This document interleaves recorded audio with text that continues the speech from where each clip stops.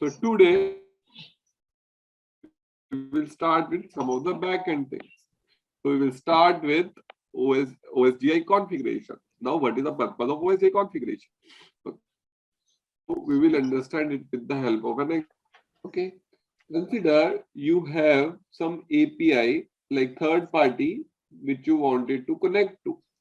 Now that third party has some URL and some username and password.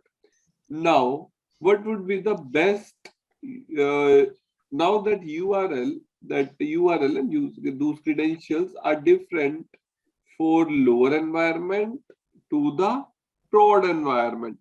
Okay. Now, what do you think is the best place to keep those URL and the credentials? Would you hard code that in your code base in your Java file, or would you thought of placing those inside some configuration file? Okay. Yeah, configuration file. So AEM provides OSGI configuration, which helps us to keep all these configurable things or configurable values as part of OSGI configuration. And the best part of this is, one thing is that of course you do not have to hard code in your code, and the second thing is that you can change the value of these at any point of time. So consider you have the OSGI configuration and there is a username password, and somehow you mistakenly inputted the wrong password.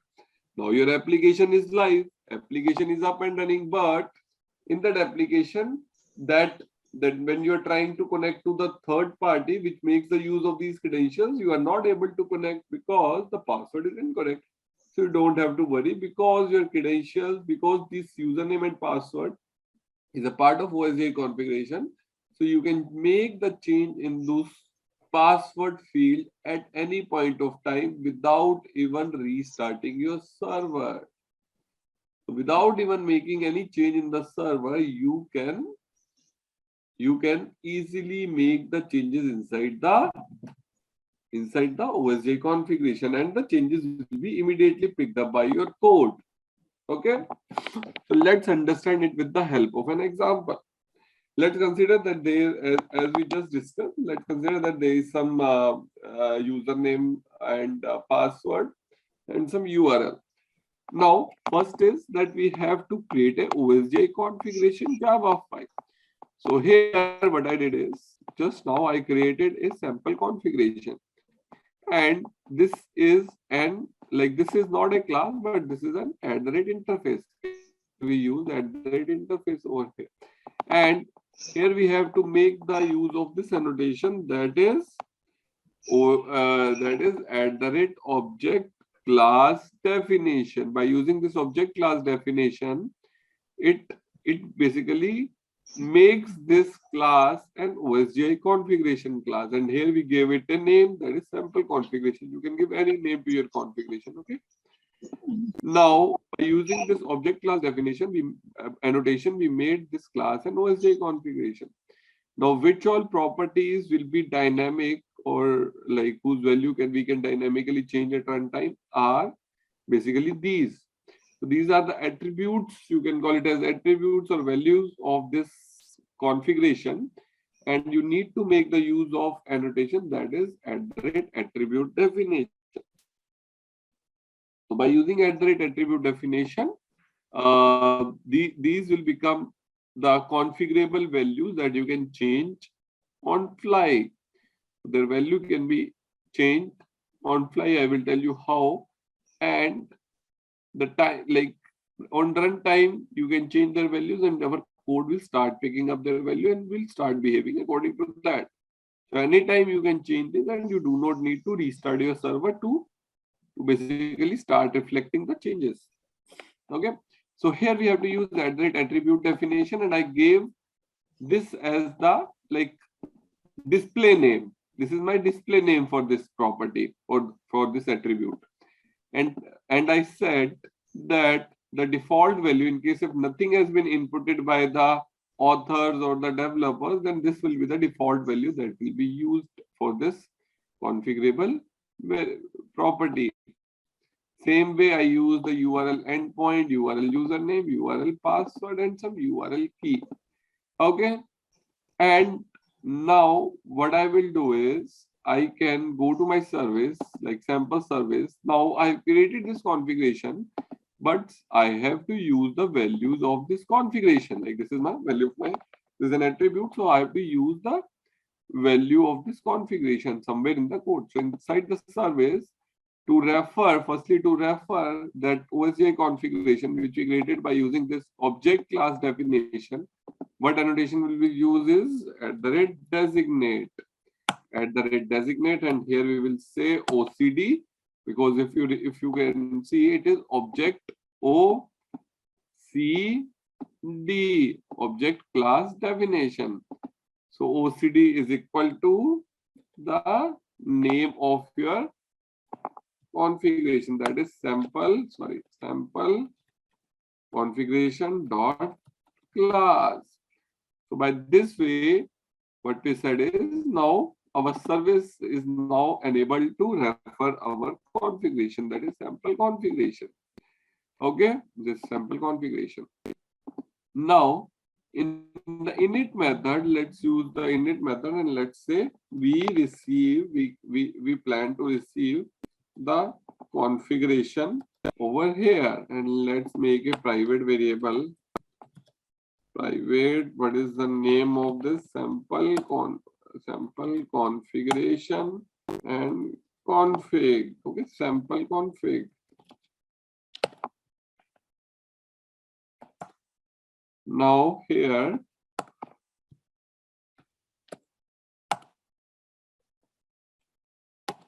okay, what I did is inside the init method, I received the object of sample configuration inside in a instance variable. Now I have received this. Now the final thing, what I want is I create a method public string get URL details. Okay, and here what I will do is, let me write a return statement, or let me create a string variable. URL is equal to, now I have the sample config. So what is here, you can see the all the and URL password.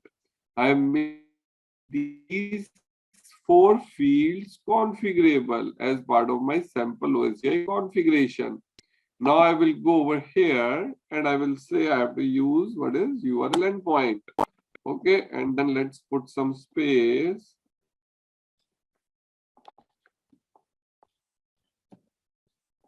And sample dot URL username.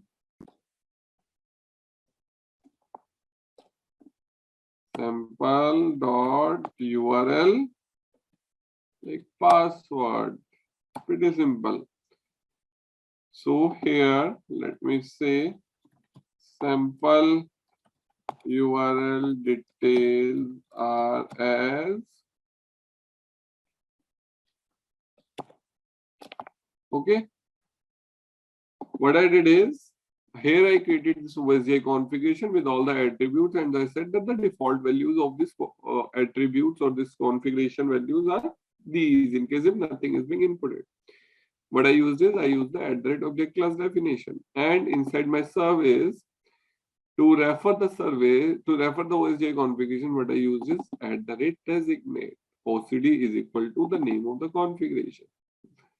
Now I received the object of this inside an instance variable of my OSGI configuration, and then I created a simple method and received or created a simple string out of the values of the OSGI configuration, and I said return is the URL. So I returned the URL over here. Okay, so whatever the string I created, and this string is what I created by using the OSGI configuration values. Okay, Now this is my service. Let's call this method inside my sample model. So here, let me write public string get URL. Okay. And here my this is sample service dot get URL details, and let me return it to let me return it over here. And in the sample word, let's go inside the sample word, and here let me say URL detail my model dot URL, because what is the method I created is get URL. So similar, so to simplify, I use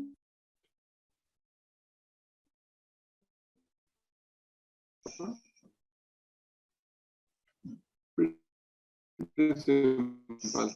I use dot URL. Let me just build this. Okay.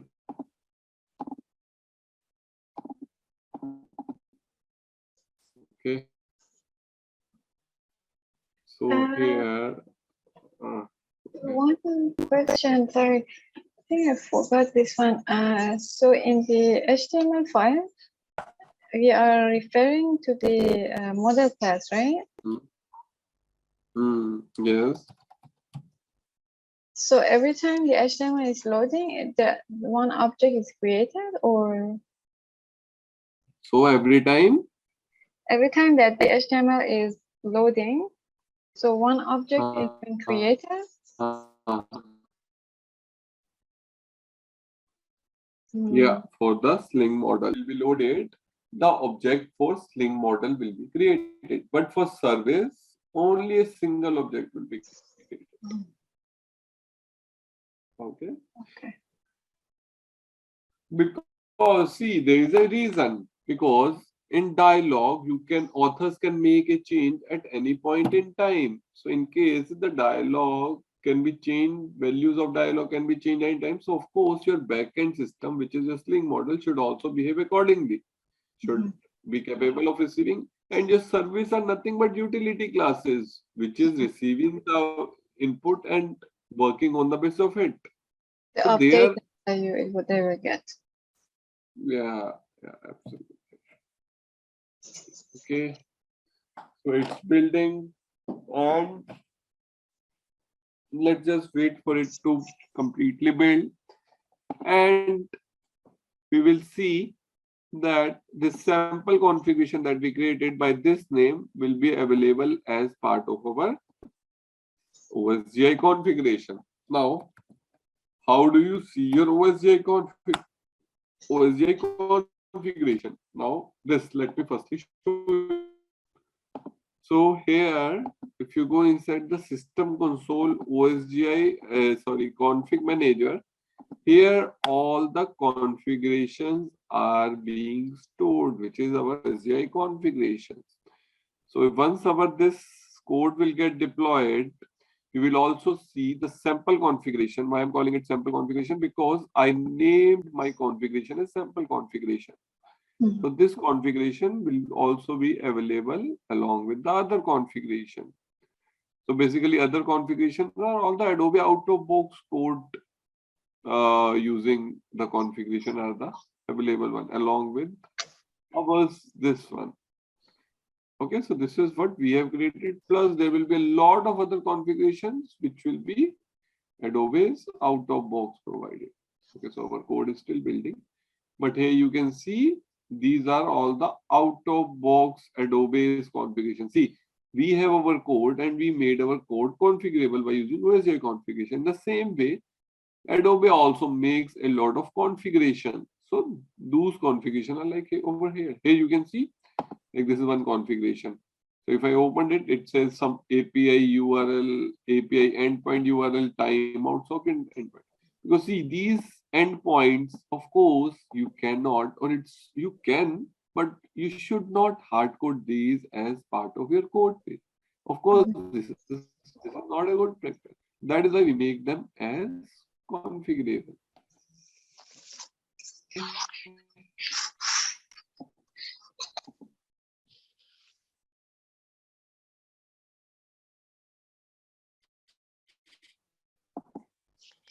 Okay, here.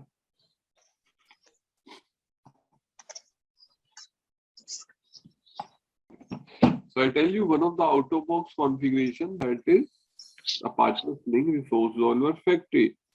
So if you remember in the last session, we discussed that in case if you overlay any file from libs to apps, then the one inside apps will start getting preference, because our code execution firstly reads the file or tries to search any file inside the apps hierarchy and then libs hierarchy. You remember this concept? Yeah. Now, why is it that firstly apps get preference and then libs? So basically, internally, Adobe has made a configuration for this, and this is this resource resolver factory configuration. If I open this, here you can see resource search path, the list of absolute path prefix applied to find the resource whose path is just specified with the relative path. The default value is it.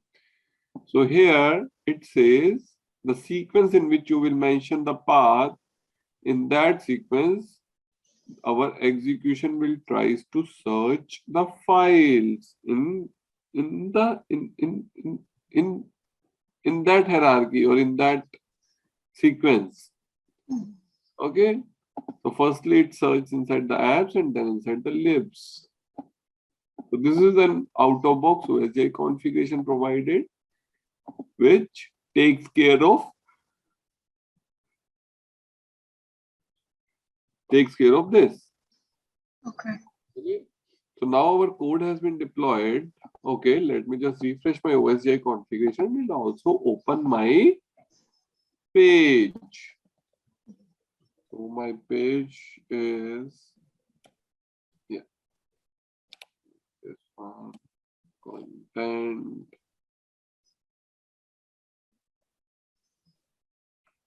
Yeah. Let's open the test page, and this is my OSGI configuration. Now if I search sample, yeah, here you can see the sample configuration, the one that we created over here. And what all attributes are there? The first one is URL endpoint. Second is URL username. The third is URL password, and then URL key with their default values. If I open this, here you can see the URL endpoint, URL username. This is password and this is key. Why password is being shown like this? Because I said that this is a password field. The type is password. Okay. Okay.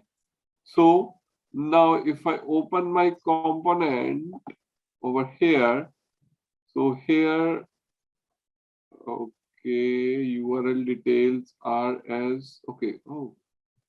So my URL details are not getting retrieved. So somewhere some issue is there in my code. Let me just edit this and save it. Okay. So my code is not able to read this. So somewhere there is some problem. Let me just check. Sample configuration. Okay. So let's me just save this, because I think we did not save it. And also let me just refresh it.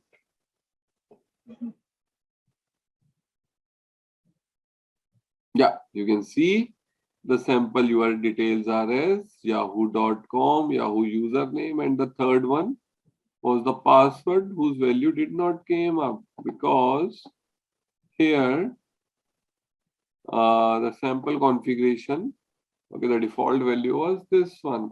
So if I input, I can input over here, like now inside the sample configuration, Now, if the CM or the developers or the authors think, oh, this endpoint URL is not correct, it should be Google.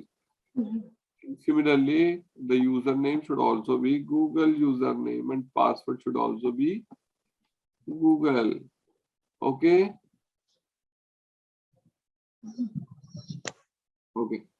So if I will save this and if I will parallelly at the same time, if I will refresh my page, it will start giving me updated values. So all the things, all the updated things have started coming up. Google.com, Google username, and the third one was Google. Like here I have my password. I use the Google as my password. Let's use Google password. And let me just save this. Immediately you make your changes are available as. So see how easy is it to easily make changes inside the OSGI configuration, and that like you can change them on fly and those value will start coming or your code will start respecting those updated value the time you make changes in that. So basically with the help of OSGI config, you do not have to restart your server for making any code change. If in future the URL or the password of these any of these things changes, if you think that okay there is some variable or some value whose value can change sometime in the future, so best is to make it as uh, to make it configurable as part of OSGI configuration. Okay. Okay. Okay. Any questions till now? I think it's okay. Yeah. I mean, we have the same thing like this. Okay. Okay. Okay. So in your code, you are using the same thing. Yeah. In the configuration, there is a flag like is something. So if that thing is checked in the configuration, then in the code is checking that if that flag is coming as true, then it will show like some sort of list, for example. Okay. That's great. I think it's somehow like some configuration on the fly, right? Yeah, That exactly. I'm going to tell about that only. okay. I am going to tell about that only actually. Now, till this point, we understood how you create configuration and how you refer or how you can make the changes in that on fly. Now, another question that arises that should have arisen in our mind is that okay, this username, this password, and this API endpoint. Okay, now we have made this configurable, but what about if we have to make these values configurable as per our run mode? Like if we have an author or if we have a prod, then on prod I want a different value, and on lower I want a different value. Of course, what you can do is every time you are on prod, every time after deployment, you can make changes in your prod. You can make changes in your configuration to make those configuration as per prod. And similarly on lower, you can go inside again inside the system console config manager and change over there and to make the configuration as per lower environment. But that is of course not a good solution because this configuration should see the problem with this would be that okay, after first deployment you made the changes inside the system console on both prod and lower. Now again when the code will get deployed, the changes will get overridden. The changes that you will do won't sustain there after you do a deployment. Every time after deployment you have to make the changes. Yes. That is of course not a good solution. Okay. Yeah. So the best is that you make these configuration value as part of your code base. But what if you want to make this configuration available or configuration value available as per run? Okay. So they have provided us with a module that is UI content. UI, sorry, not UI content, it's UI config. Where is the UI? Where did I accidentally deleted it or what? It should be inside core, right? Just a minute. Okay, it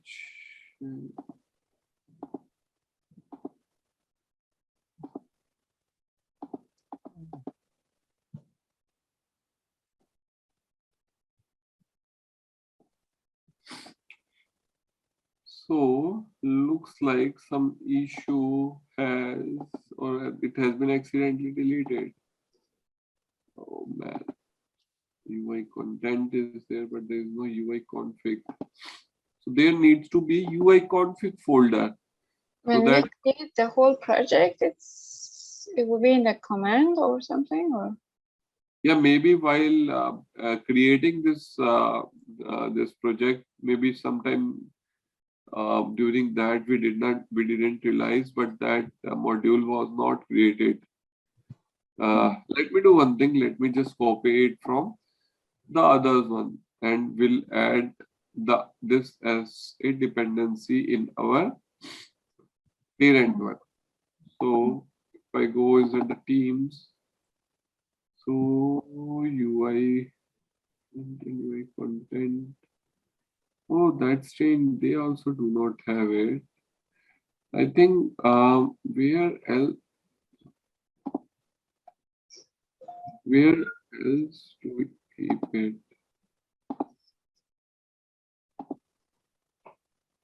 Not inside our dispatcher. It's IT launch, UI app structure node, UI content, content no, neither inside conf. Strange. There is no UI config folder. Neither is it inside. Okay. Ah,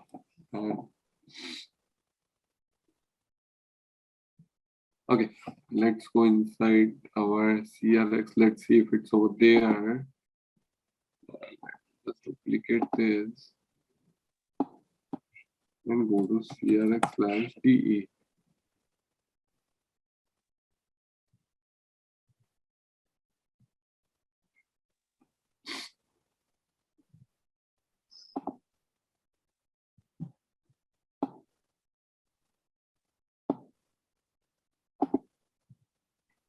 Yeah. Okay, it's over here. That's strange. But why can't I see? I think it should be UI apps, SRC.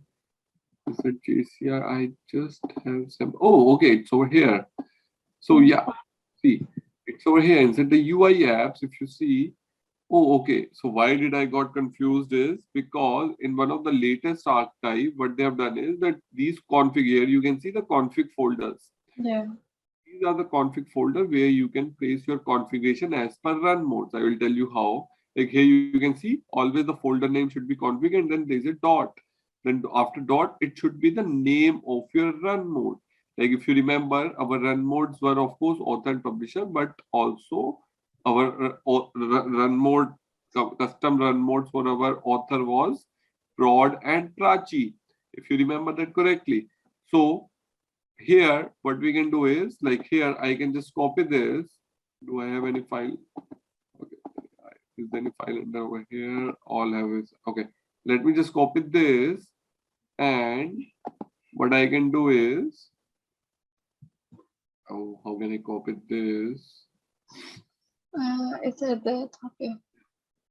And over here I can paste it, and here what were the run modes? Of course author was one of the run mode, then I have the prod, and then I have prachi. Okay, so after config, whatever is the name, are the names separated by dots will be your name of your run mode of that instance. Now if so all these are the name of your run mode, if you remember correctly. Do you remember? All these were the name of a run mode. Yeah. If I remove any of the run mode, then it's okay. Still, this is a valid folder because Also, my run mode name of my author instance is author and prod. But let's consider if I gave it a name config.author.prod. Like something like EE.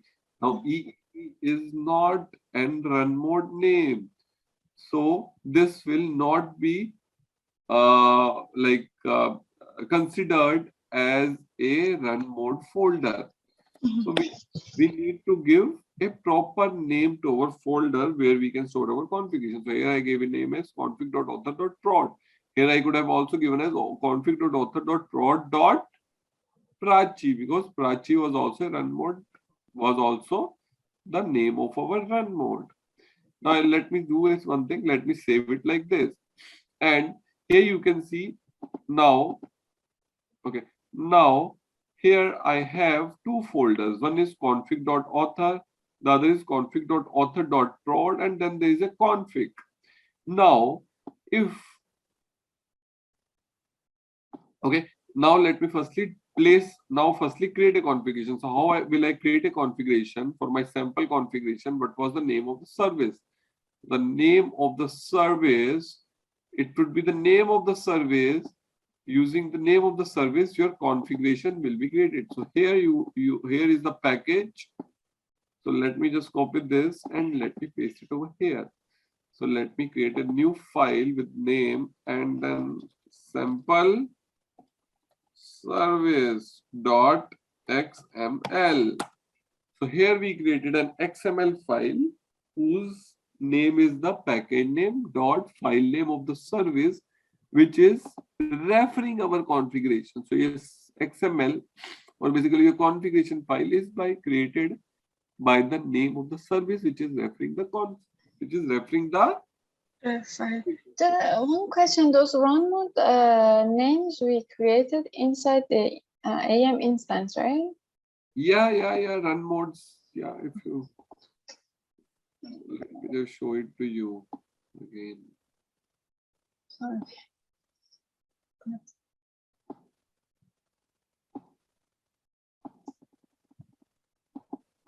Okay, let me just open it over here again.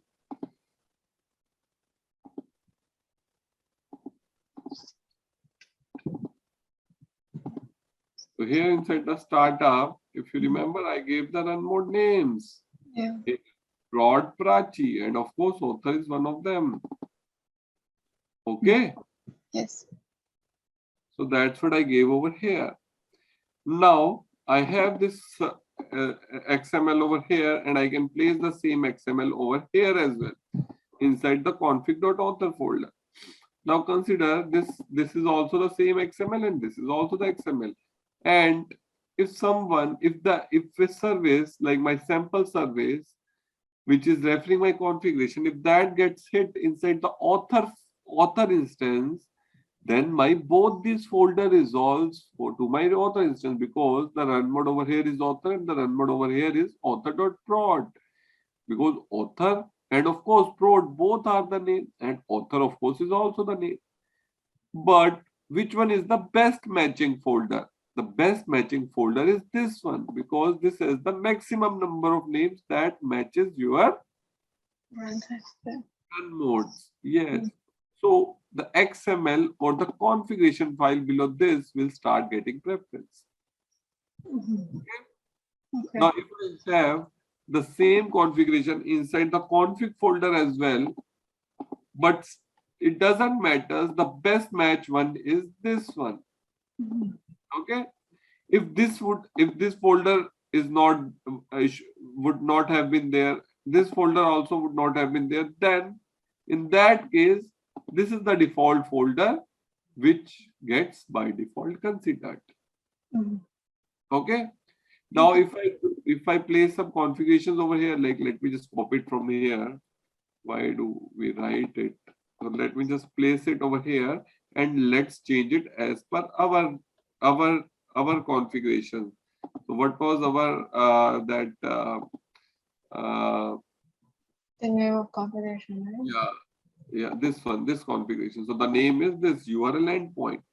So let me use the name over here and let me put the value as training. Let's say training, AEM training. Okay. Now the second one, username. And the username, what I will place it as anything like AEM username. Okay. Okay. And let's give it like the run mode. What is the run mode is author prod. And this one is also author prod. Okay. Let's use these two properties and also let's use this one as well. Let's use three properties. So here we use the third one as well. And this is AEM password author.prod.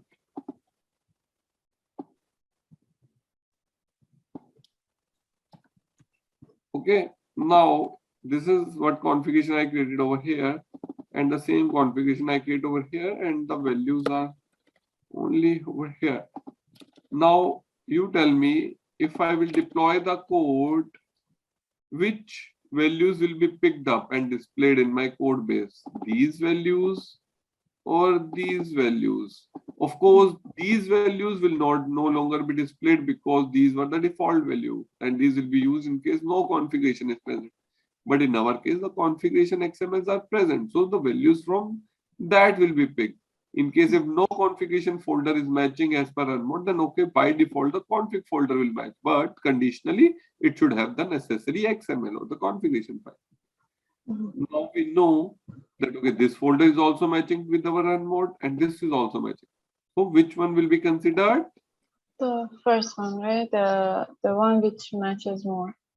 Yeah, the one which matches more, that will be considered. Consider if there is also a folder with the name config.author.prod.prachi, then that folder would be considered.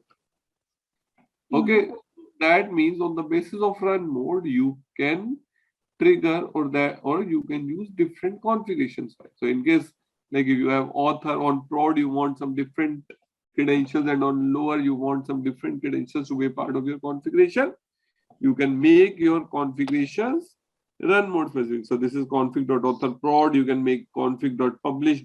If you remember, it was some name Lokesh, like the alias name of publish. If you do not remember, let me just show it to you. Do you remember? Yep, that's inside the book. So here.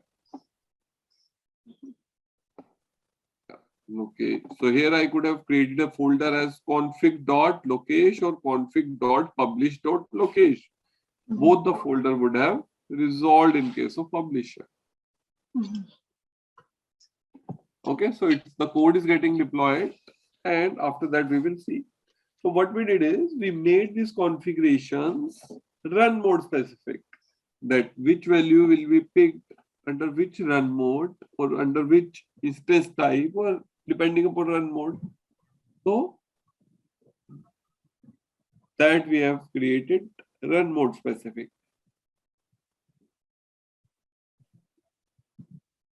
okay. Let's just see if our code is okay. It's still deploying. Once it gets deployed, then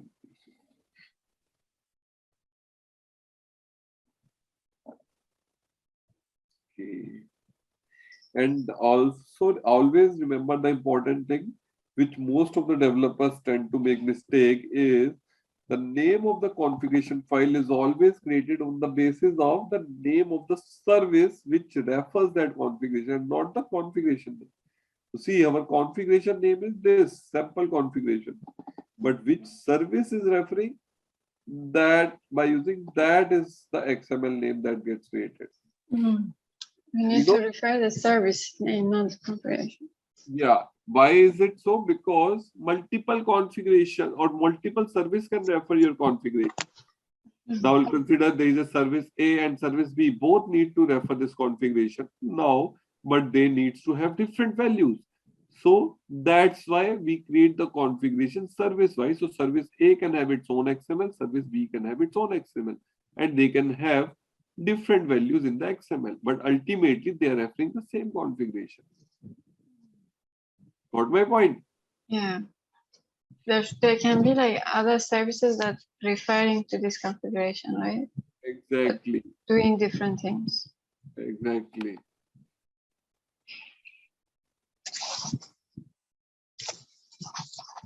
Now, if I go over here and refresh this,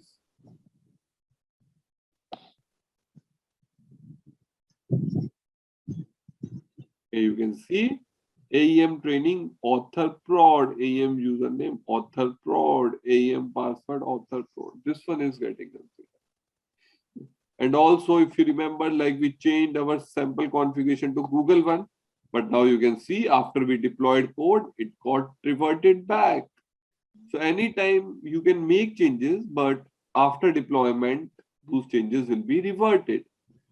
So that is why you can make the changes on fly, but those changes should also be a part or committed in your code base. Because if you won't commit those on code base and you will directly make those configuration changes over here, then the next time when the deployment will happen, it will be lost. Yes. True. So this was the concept of OSGI configuration, of how you make the values configurable in your AEM. So just one more question. So if you want to implement this concept of like this sample service XML files, so before this we need to have the concept of run mode thing, right? Otherwise there's no point. So for OSGI configuration, you mean? Yeah, like this on the fly variables. Sorry, come again? I mean, like if we want to use this Yes. service, like sample service XML files, Uh-huh. for this, I need to have like that run mode things, right? In the startup, the one Yes, that you named. yes. So see, if you see, it doesn't, it's okay even if you do not have the run mode, then also you have at least the config At folder. least config folder. XML inside the config folder. So by default, it will not work differently for run mode, but at least it will make your files configurable, or it will values configurable. It will make your values configurable. Okay. So Okay. we just want differentiate run mode. Is it run mode on author or is it like in the, for example, on the publisher? Yeah. Mhm. So on any basis, like whatever your run mode name is, according to that, you can create the folders. Like consider I have this config.author, and let me also think of creating an config.author.abcd. Okay, so here I'm saying that there are two run modes for my instance. One is author and the other is ABCD. But consider that the author instance does not have any run mode name ABCD. So that folder, it doesn't mean that that folder will be resolved. But since you are giving an invalid this run mode name, so and one run mode name author is correct, but the other one is wrong. So that folder would never be resolved because you gave a wrong run mode name that is not available in your code base, or sorry, not in code base, but your instance does not have that run mode name. Okay. Okay. So the best matching and all the all the one that matches, that folder will be considered with all the run mode names matches. Yeah.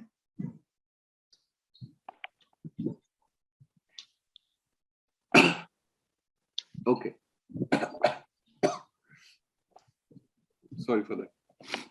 Okay. Let me start with the other topics, that is logging logger and what all the different type of log files are there in your AEM. So how would you troubleshoot the problem if you get? How would you see what exceptions are coming? Okay. All these we will discuss now. Let's start with and let's see which all we can complete. So in AEM, if you go inside the CLX quick start, I told you do it very carefully because there is a repository folder and all your tar files, basically all the repository data is being stored under this repository folder in the form of tars. Always use this CLX quick start folder very carefully.